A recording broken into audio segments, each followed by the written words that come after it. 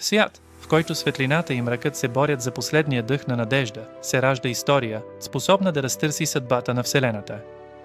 Тя – Сайли, наследницата на светлината. Последният жив ключ към древна сила, която може да спаси света или да го унищожи. А той – Кубинецът, последният пазител на сенките. Обучен да защитава тайната, която никога не е трябвало да излезе наяве. Но когато древното зло се пробужда, когато забравените същества се надигат от дълбините, съдбата на света преминава в техните ръце. Наследницата на светлината и пазителят на мрака. Двама, обречени да бъдат врагове, но избрали да станат съюзници. Заедно те ще прекусят земи, забранени за смъртни очи. Ще се изправят срещу тъмнината, която чака от векове. И ще открият истини, по-силни от самата магия. Но най-страшната битка не е срещу мрака, а срещу съдбата. Пазителят на сенките, роман от Кубинеца и Сейди Парада.